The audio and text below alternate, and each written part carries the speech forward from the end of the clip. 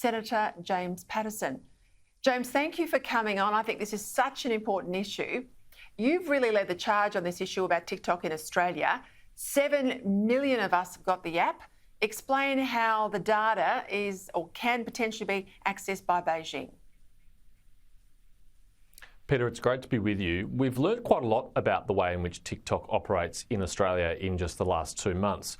First, there was a leak to BuzzFeed News from a whistleblower that showed that, contrary to the promises they had previously made to Americans, Australians, British and all other foreign citizens, that our data would be safe because it was stored in the United States and Singapore, we learned that it had been accessed and was being repeatedly accessed in mainland China. Now, I wrote to TikTok to seek the same clarification for Australia, and they admitted the same thing. What has become even more worrying is to find out not just that our data is accessible in China, but how much data they are collecting through the app. An Internet 2.0 report revealed that they are collecting things like our location on a regular basis, our full contact book, the contents of the hard drives of our phones, our photos, our videos, our calendar, a whole lot of things, including even our history of Wi-Fi logins that are not necessary for the functioning of the app, and you have to really question why they'd be collecting that.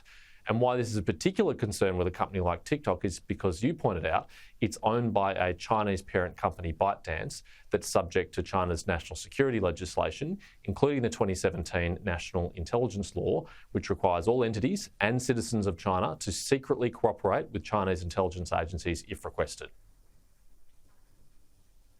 So the interesting thing is, people at home might be watching and saying, look, I'm just an ordinary person, I'm on TikTok, why on earth would the Chinese government be interested in me?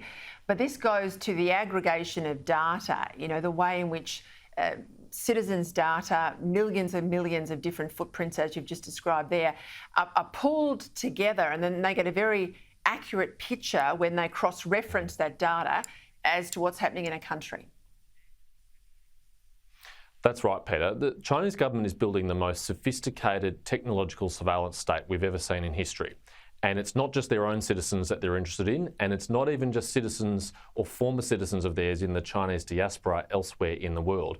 They're interested in us too, and they have a philosophy that they would rather collect the data now and not need it later than fail to collect the data now and want it later. So they're in a mass data harvesting exercise, and it can be used for a whole range of things. Yes, espionage and foreign interference against individuals who might be a political dissident, but as you say, on ordinary citizens too, because it allows them to build a picture of our habits, of our behaviours, of the ways in which we can be influenced, so that if in the future they wanted to intervene in our democracy, for example, they've got a really rich data set that'll enable them to do that in a very sophisticated, targeted way, and in a way in which we might not be able to detect. And of course, your phone's a microphone. Your phone is a camera into your life. Most people have it beside their bed. They take it everywhere with them. More than now a handbag or a wallet, everything's on that phone. So you are very exposed if your phone is hacked or using apps that are not sound. You wrote to the Albanese government last month. You wanted information about how Australians can be protected. What's been the response from the new Home Affairs Minister, Claire O'Neil?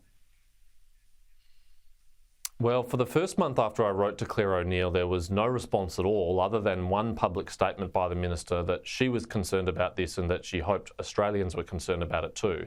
Well, I hope the Minister has now realised that she's a Minister of the government and not just a commentator, and that action is required. And today, the Department of Home Affairs for the first time has acknowledged this is an issue through a spokesman and said that they're looking into it. Well, it's a good start that they're looking into it, but we're going to need some action on this. We're going to need, I've encouraged them to look at all possible regulatory options to solve this problem, because it's not going to solve itself. And you might have seen in the media yesterday, Peter, advice has been given to parliamentarians that we should have 2 phones so that we can have our social media apps like TikTok on one and our sensitive emails and other things on another.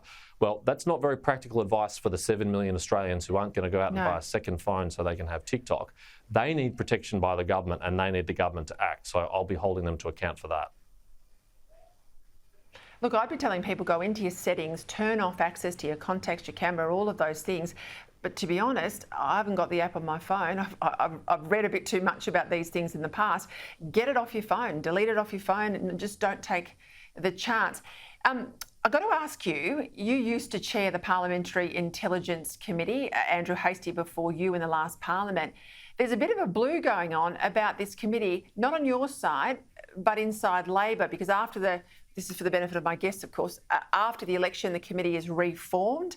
Labor will now have the chair position, but they can't decide whether the left of the Labor Party is going to have the majority in this committee, which I think would be terrible, or whether the right, which has traditionally had the majority in this committee, will keep the numbers. Because of that, this committee hasn't been reformed.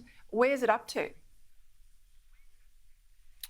Peter, as you know, the PJCIS has a very long history of bipartisanship, so I really am very reluctant to criticise the government about the functioning of the committee, but it is very unfortunate that after the federal parliament has sat for 2 weeks, that arguably the most important committee of the parliament is the only one which has not yet been formed and will not able to be formed for at least another month until the parliament sits again, and therefore can't start the very important work that it has to do.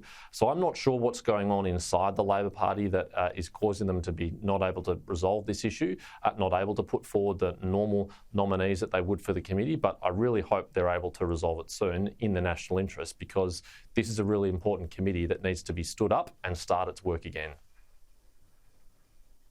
I worked for the Defence Minister Robert Hill when we passed the legislation to establish that committee. I handled that legislation, the creation of the numbers on that committee and how it would function. It's never been a committee of the Labor right. That would be a departure if it went to the Labor left. Well, the people that I've worked with most closely on the committee in the past have been people like Anthony Byrne, very long-serving chair and deputy chair of the committee. He's someone who's very driven by the national interest, who's a very patriotic Australian and did an outstanding job and was a great partner. And there have been other really good, diligent members of the committee as well. It's been reported in the media that the government intends to nominate Peta Credlin as the chair. If that's true, then I would welcome that. Peter is someone else who takes these issues very seriously and has very sound views on national security issues. But you've got to give him the committee that he can work with, and he can't do anything until he's been appointed. James Paterson, I'll leave it there, but please stay in touch with us on the TikTok issue and what you might get back from the new minister. Thank you.